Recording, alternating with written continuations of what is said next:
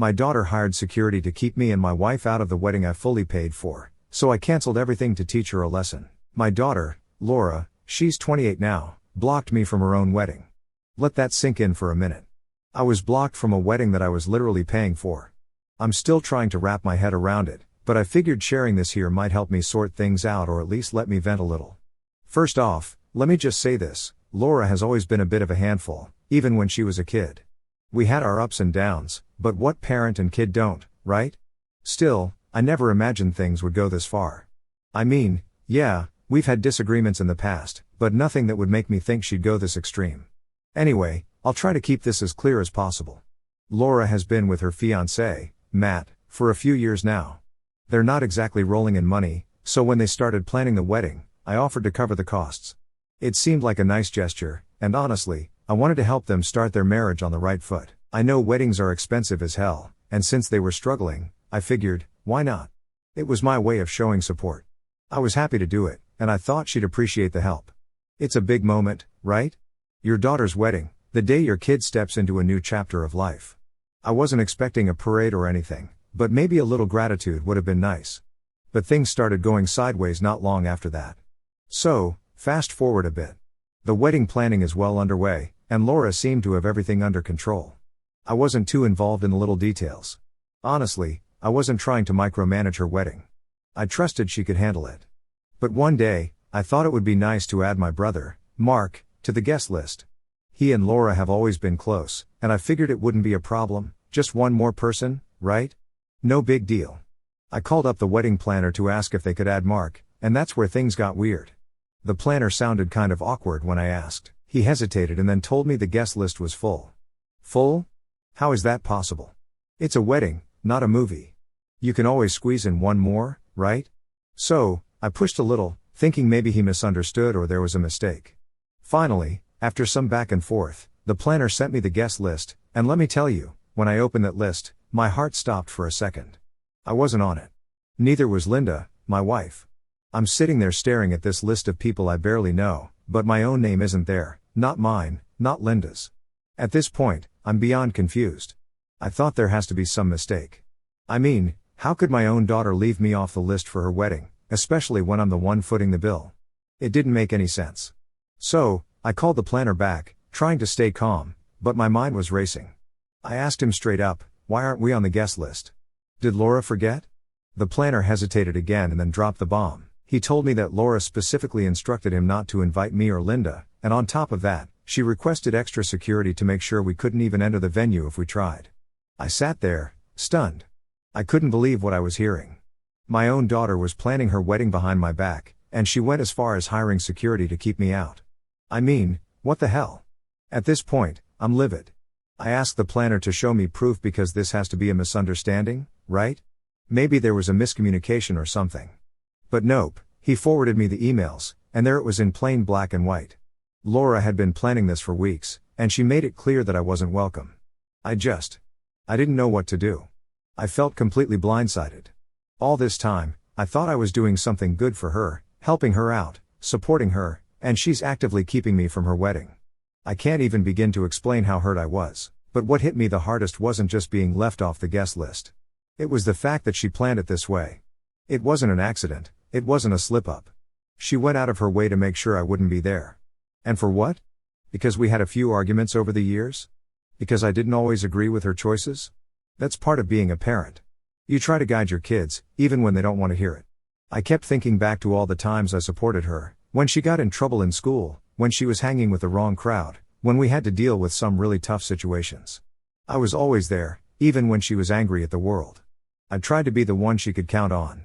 And now she's shutting me out of one of the biggest moments of her life, and I don't even get to know why. I don't want to come off as the victim here, but it felt like a slap in the face, a really cold, calculated slap. I've seen her go through phases where she'd be mad at me for something small, but she usually came around. This felt different, this felt permanent. After getting off the phone with the planner, I just sat there staring at the email. I must have read it 100 times, hoping I'd see something that would make it all make sense, but nothing did. The more I thought about it, the angrier I got, but mixed with the anger was a deep sadness. It's hard to describe, but there's this feeling you get when you realize your own child doesn't want you in their life. It's like a punch to the gut, and I couldn't shake it. I kept trying to figure out what I did to deserve this. What could have pushed her this far? Sure, we've had our share of disagreements, but I never thought it would come to this, blocking me from her wedding, making sure I couldn't even show up if I wanted to. It's like she was punishing me, but for what? I wish I had some big conclusion to this part of the story, but I don't. That's where I was left, stunned, confused, and heartbroken. I didn't know what my next move would be, but one thing was clear: this wasn't just about the wedding anymore. It was about something much deeper, and I had no idea how to fix it. Alright, so after getting that guest list and seeing my name nowhere on it, I was fuming. I couldn't just sit around with that information and do nothing.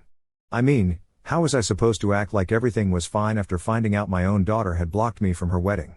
I knew I had to confront Laura and figure out what the hell was going on. There was no way I could just let this slide without getting some answers. So, I tried calling her. No response. Tried again, straight to voicemail. This went on for the whole day.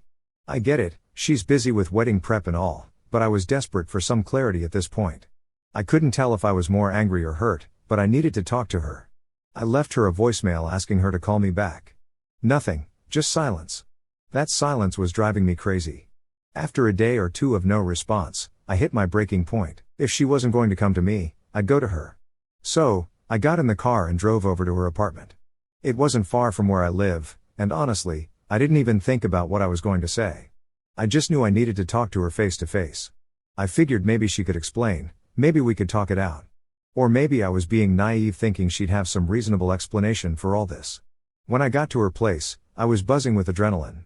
My head was full of all the things I wanted to say, but at the same time, I wasn't sure what to expect. I knocked on the door, and after what felt like forever, Laura opened it. She looked at me like she wasn't even surprised I was there, like she'd been expecting this confrontation. That pissed me off even more, but I tried to stay calm. No need to go full-on crazy right at the start, right? We stood there for a second, and then she just asked, "What do you want, Dad?" Like I was some kind of stranger showing up uninvited. I told her straight up, "I want to know why my name isn't on the guest list. Why the hell would you block me from your wedding?" She sighed, rolled her eyes, and said something like, "I thought you'd figure it out eventually." That just made me angrier. I asked her again, trying to stay calm, but my voice was definitely shaking by this point. "Why, Laura? Why would you do this?" Her response? "It saved you the trouble of showing up," she said it so casually, like this whole thing was no big deal. I was standing there ready to explode, and she was acting like it was just another Wednesday afternoon. "I'll send you the pictures if I have time," she added with this dismissive shrug. That's when I lost it. I couldn't hold back anymore. "What the hell is wrong with you?" I yelled. I was shaking, full of this mix of rage and heartbreak. I mean, after everything I'd done for her, this is how she treats me? I couldn't wrap my head around it. How does a daughter block her own dad from her wedding and then act like it's no big deal? But it didn't stop there. She had more to say, and none of it was good. She started listing out all these reasons for why I deserved to be left off the guest list. She said I never took her side, that I was always against her, that I'd flaunted Linda, my wife, her stepmom, in her face. She even brought up stuff from years ago, things I thought we'd moved past. She talked about times when she needed me to stand up for her and I didn't, like when she was fighting with her cousin or when she got into trouble at school. Now, I won't lie, there were times when I couldn't defend her.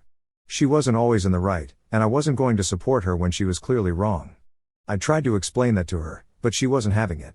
She was convinced that I'd been against her for years, that I'd abandoned her, and that this whole wedding thing was just payback.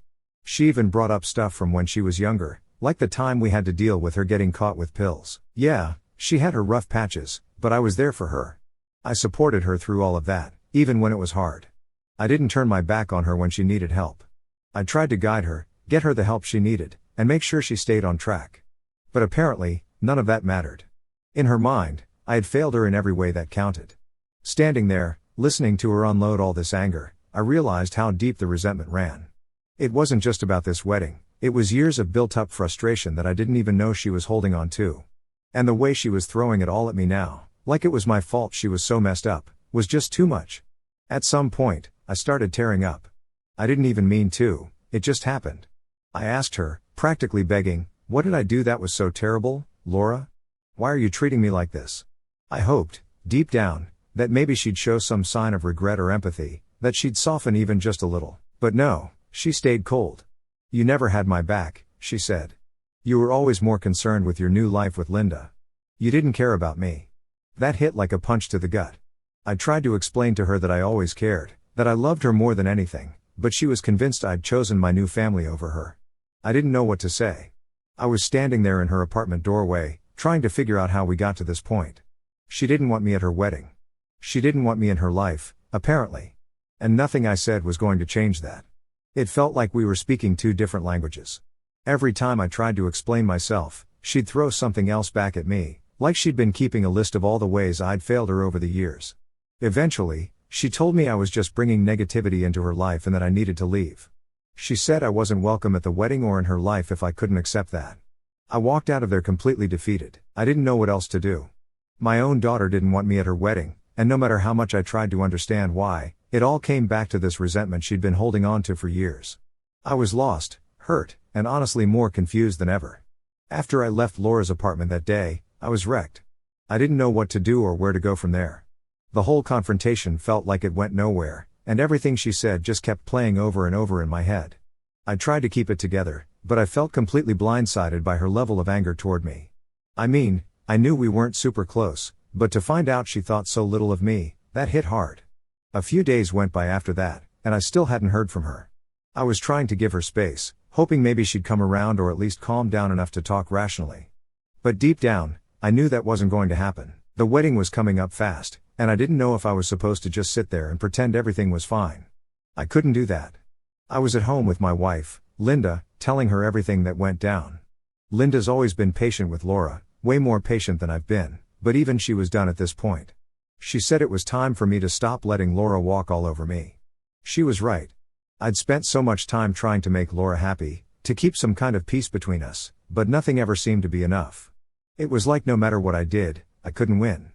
That's when I made the decision that changed everything. I couldn't just keep funding a wedding that I wasn't welcome at. I mean, think about it, I was paying for this huge celebration, covering everything from the venue to the food, and I wasn't even allowed to attend. It felt ridiculous. And the more I thought about it, the more I realized that Laura didn't care. She didn't care that I was hurt, she didn't care about all the money I'd spent, she didn't care about anything except herself. So, I picked up the phone and called the wedding venue. I told them to cancel everything.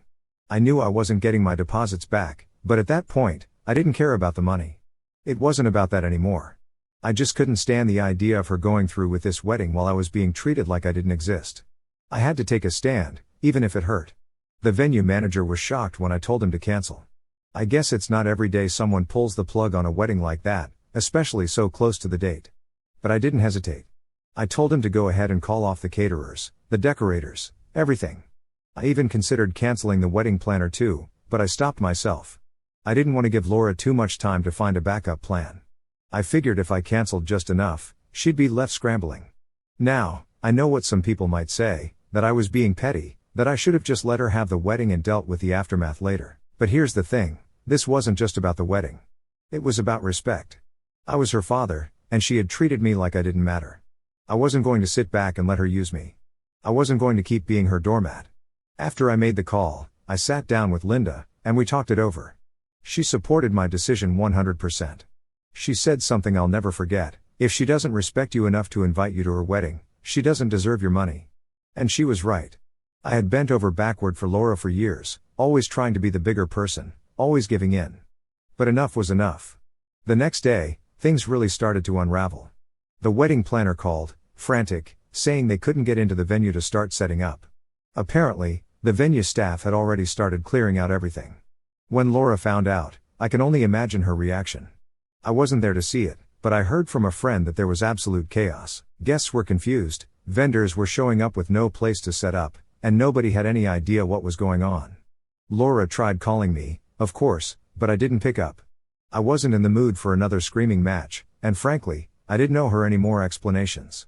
She made her bed, and now she had to lie in it. I knew she'd be furious, but after everything she'd put me through, I didn't care. She could figure it out on her own. That evening, she actually showed up at my house. I wasn't really surprised. Laura's not the type to just let things go, but I wasn't about to have a face-to-face confrontation with her again. I needed space, so I had already taken the precaution of changing the gate code so she couldn't just waltz in whenever she wanted. I wasn't hiding from her or anything, but I didn't want to let her storm in and tear into me. I'd had enough of her words. She pounded on the gate for a while, yelling for me to come out. I just sat inside, listening but not responding. There was nothing more to say. She'd made it clear where we stood, and this was me making it clear that I wasn't going to keep letting her take advantage of me. Eventually, she gave up and left, but I knew this wasn't over. I talked to my parents later, and they weren't exactly thrilled with how I handled it. They kept saying things like, "You can't be this harsh with your own kid, and parents shouldn't abandon their children no matter what." I get where they were coming from, but they didn't see what I'd been dealing with all these years. They didn't see the constant disrespect, the entitlement, the way she had treated Linda and me. They thought I was being too harsh, but I wasn't going to change my mind. I wasn't going to let Laura's actions slide anymore. The whole thing left me feeling conflicted, though.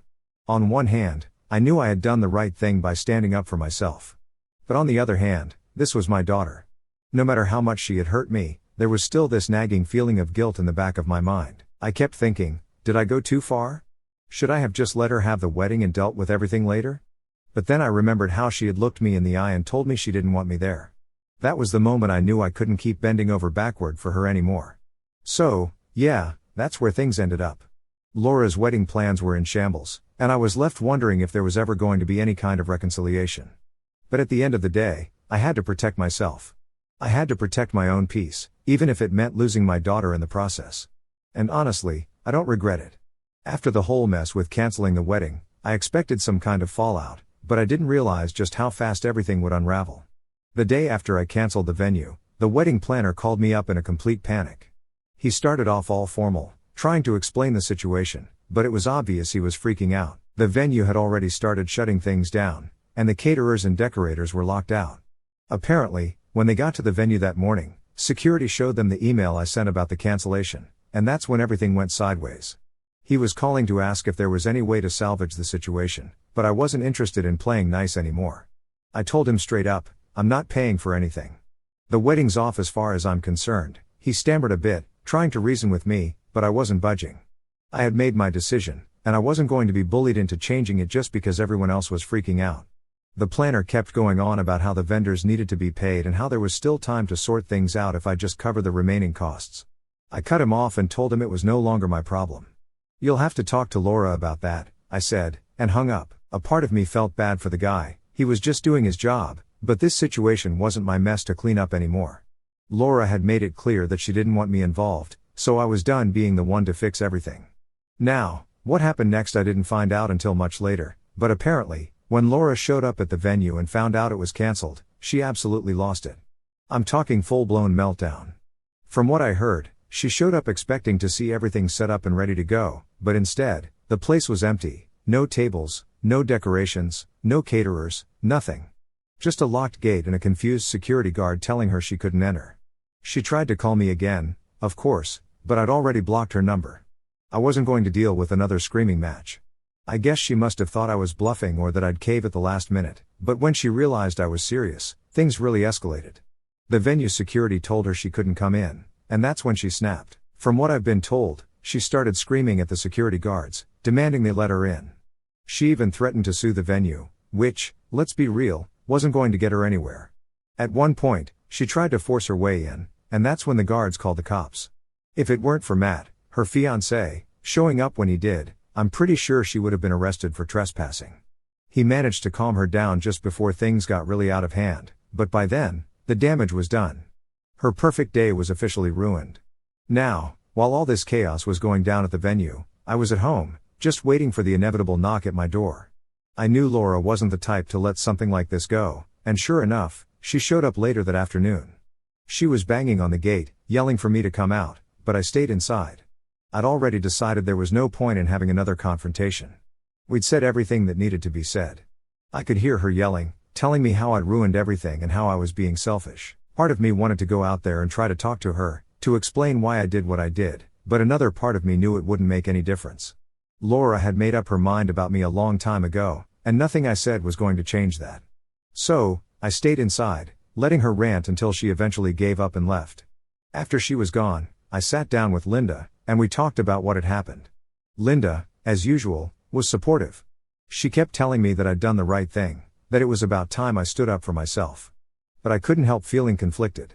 On one hand, I knew I had to put my foot down. Laura's behavior had been out of control for years, and this was the final straw.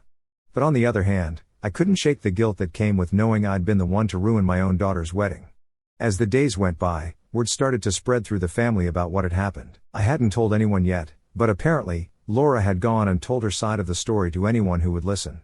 Pretty soon, I was getting calls from relatives asking me why I'd done it, why I couldn't just let her have her day. My parents especially were disappointed. They didn't agree with how Laura had treated me, but they still thought I should have just let the wedding happen and dealt with everything afterward. I tried explaining to them that it wasn't just about the wedding. This was years of resentment and disrespect all coming to a head. I couldn't keep being the one to fix everything, especially when she didn't want me there in the first place. But they didn't get it. To them, it was just another case of a parent and child having a falling out, something that could be patched up with time. But to me, it felt like something way bigger. This wasn't just a temporary fight, it felt like a breaking point in our relationship, and I didn't know if there was any coming back from it. The rest of the week was quiet. Laura didn't try to contact me again, and I didn't reach out either. I was trying to give myself some space to process everything, but no matter what I did, the guilt kept creeping back in. I kept thinking, was I too harsh? Should I have just sucked it up and let the wedding happen? I talked to Linda about it again, and she reminded me of all the times Laura had walked all over me, all the times I'd given in just to keep the peace. She was right. I'd spent so many years bending over backward for Laura, trying to make her happy, and where had that gotten me? Shut out of her wedding, blocked from one of the most important moments of her life. At some point, enough is enough. That's what I kept telling myself anyway. But deep down, I couldn't shake the feeling that maybe, just maybe, I'd made a mistake. Not in standing up for myself, that part I was sure of, but in the way I went about it. Canceling the wedding like that without any warning. Maybe I could have handled it differently. Maybe if I tried one more time to talk to her, we could have avoided all this. But then I'd remember how she looked at me during that last confrontation, how cold and dismissive she was, and I knew there was no reasoning with her. This wasn't just a small argument, this was the result of years of pent-up anger and resentment, and it was clear she wasn't going to back down. So, yeah, that's how the wedding fell apart. It wasn't pretty, and it sure as hell wasn't easy, but at the end of the day, I had to stand my ground. And while I still felt guilty, I knew that I couldn't keep letting her walk all over me. The fallout was messy, but it was necessary. A week ago, I got a call from an unknown number. It was Laura's husband, Matt. It got tense. I thought some mishap had happened to her. He said that she was fine, but she wanted to meet me in person. It came as a surprise to me. I asked him the reason, but he said he would tell me when we met. He said he was in the city, and if I was free, we could meet up for dinner. I said okay. I secretly wished that it was a meeting to reconcile Laura and me. I thought she wanted to meet me but was ashamed to face me, so Matt was being the middleman. I went there with so much hope. After all, I'm a father, right? To my dismay, Matt was alone. I asked about Laura. He said he doesn't know. My heart sank, and I asked if something had happened to her and if she was fine. He told me that they were separated. He went on to reveal how Laura had been abusive in her marriage. She had real anger issues and would throw stuff at Matt and break the household stuff even in a minor argument. He tolerated her until he could, and when the situation got worse, he got separated from her. He said that Laura had a psychological issue and that she blamed others for any inconvenience that happened to her. She constantly used to fight with him because they had to leave the city and shift there because he got better opportunities there. Laura did not lose anything with this change, she also got a similar paying job in that city. Yeah, she was angry with him for taking her away from her hometown. That was just one thing. Laura used to be always angry at Matt and fight with him. He said that there was one more reason why he wanted to meet me in person. He wanted to say sorry. He said he witnessed Laura's cruelty towards me, Linda, and my parents, but he did not intervene because Laura had manipulated him against all of us. He said that he brought misery upon himself by overlooking all the red flags. I said it was not his fault at all, it was Laura's fault, and to some extent, maybe mine because I was not able to raise her properly. I also said sorry to him because of whatever he had been through with Laura. Matt requested me for one last favor. He said Laura had been destroyed by the separation. She's begging him to take her back, but he has fallen out of love with her because of her abuse. Yet, he wishes well for her. He asked me if I could reach out to her and support her during the bad times. She literally had no friends because she lost everyone thanks to her temper. She has no real permanent friend in her life. He asked me to take her to therapy or something. I said I wish I could, but she wouldn't let me come near her. He understood my circumstances, and I understood his. We both wanted to help Laura if at all she would let us do so. After knowing that, I couldn't help but go to meet Laura. It turned out to be as expected. She dropped explosions on me and Linda, though I showed up alone. I didn't want Linda to witness Laura's wrath. I apologized to her to calm her down. I didn't think about right and wrong at that time. She was going through a rough time, and I wanted to help her out.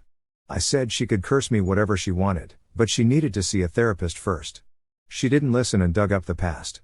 She yelled that she hated Linda to the extent that she wanted to kill her. She said that she blocked us from her wedding because she was embarrassed to introduce Linda as her stepmom. She was ashamed of her and was ashamed of me for marrying her. She didn't listen to me and chased me out of the house. She blamed me for all of her miseries in life. I don't know if I was right or wrong, and honestly, I don't care. I want her to come out of this, but I don't know how to help her. Update: thanks for all the moral support. I was very disturbed while making the last update. The space really helped me release my nerves. Linda suggested that I take the help of Laura's best friend from school. Her family was her neighbors, so we knew each other quite well. She was now living in South Africa. I reached out to her on social media and told her about the situation. I requested her to contact Laura, and if she opened up to her, I was betting that she would because she was the only one with whom Laura never had a fight. She assured me that she would help me and convince Laura to go to therapy. And gladly, she did. Laura is going to therapy, and I'm guessing it is going well because a week ago, she met my parents and apologized to them for her misconduct. She confessed that her hatred grew so badly she was unable to control it, but she also said that she was never going to forgive me and still blames me for everything. I don't despise her anymore. I just wish her a good life, even if I'm not part of that. Thanks for all the support. I wish no father had to go through this when your child hates you to this level.